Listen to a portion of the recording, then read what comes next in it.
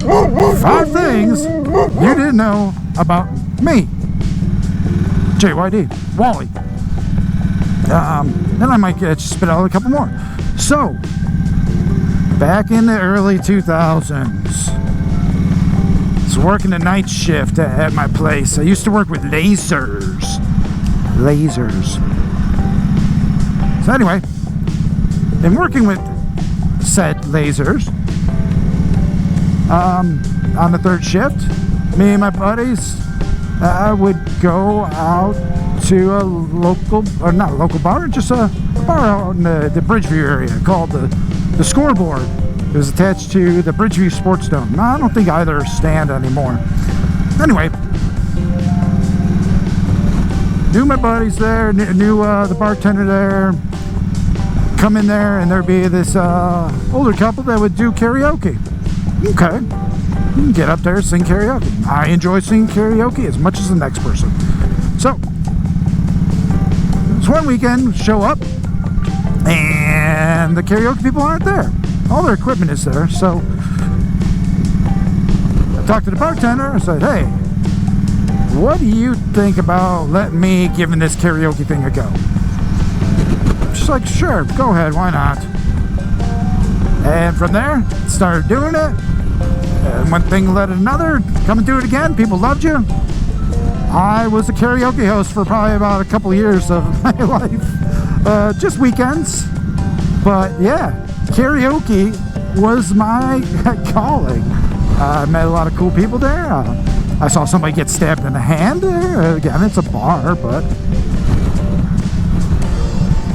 yeah, that's what I used to do. I should probably go right, but I'm going left, and then I'm going to go right. That's cool. So yeah, so I used to do karaoke, so that's one of my things. Hey, that's the Moose. Number 2, I've joined the Moose. There's the Moose Lodge in McHenry, but I am a member of the Lockport Moose International.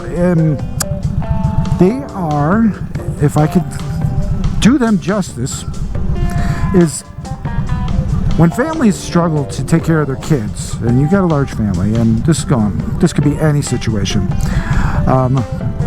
If you're a Moose member, the Moose will take your kids in and while you try to get back on your feet, or if something detrimental happens and you happen to pass and next kin to take care of the kids, whatnot, the Moose will take them in. The Moose Heart in Batavia, Illinois, or Moose Heart, Illinois. You should find them on the map. Anyway, they will keep the entire kids together. It's almost like a makeshift foster facility. So all the kids would stick together. So if you if you were a foster kid and moved around the system, and I feel for you. I've heard plenty of terrible stories, and I've also heard good stories too. But yeah, the Moose will provide that fostership, and will keep all the kids together. And if need be, find you a new home altogether, so it won't split up the family, the siblings, etc. So very, very worthwhile and honorable organization. So I've joined. My father was a lifelong member, and he was a proponent of the Moose Heart, because again, just like the story I told you, that could also be the same case here. So yeah. So yeah. So the Moose Heart. Check them out. Number 3. I was an executive producer on a show called Conrad. You can find me on IMDb, because I've got an IMDb credit. Now, you could search my name as Walter Krupinski, Krupinski, and you'll find myself, or Graf Punski, a German Luftwaffe pilot. was like one of the best. I mean, yes, granted it was the war, but hey, if you got skill, you got skill. So if you did that, you would find him and you would find me. So yeah, I was an executive producer. The show has yet to be picked up, but there is possibility, and we will see what the future holds. The show's premise is it's almost like a detective show. It is a detective show based out of Chicago, and the detective, the lead character, the female character, is or she does actually have autism. She's on the spectrum, so yeah, so you can find out all about that there. I think that's 3. Number 4. I do enjoy impersonations. I'm terrible at them, but I do enjoy it.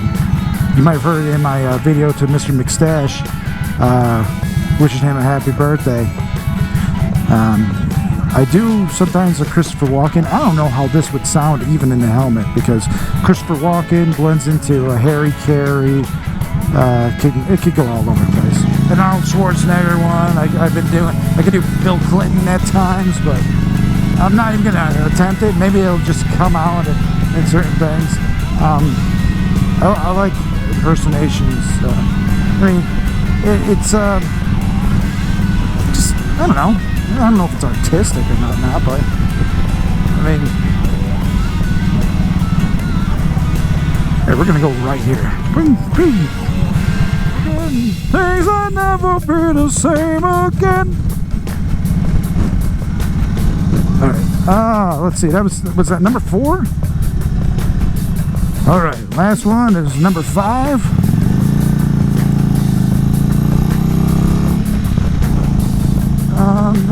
What's a good number 5? I was almost impaled once. How about that? I was almost impaled. So growing up, would head up to Wisconsin, fish on Lake Wisconsin. Had a pontoon boat. We didn't have a slip, but we took the pontoon boat out and bring it back into trailer back to our little campground. And pontoon boat was probably a few years old. The steps on the front of the trailer were slippery, and I'm going up to unload the pontoon, as I've done a number of times before.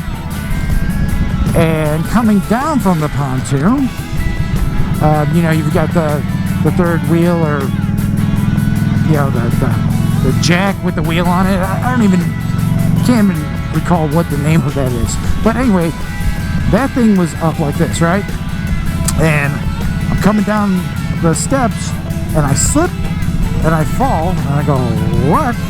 And I fall, and my neck lands right here. So I land right there on that third wheel. Now, if it wasn't for the plastic piece that sits on that third wheel, or that beam bar on that bar, yeah, on the bar, I would have been impaled. That thing would have gone through my neck. We wouldn't be having this conversation, even though I'm having a conversation with myself. So yeah, if you do happen to know, if you see like a third wheel, if you have a trailer, peace of mind, put a cap over that, a cap that belongs on that, because obviously if it wasn't for that thing, I'd be dead.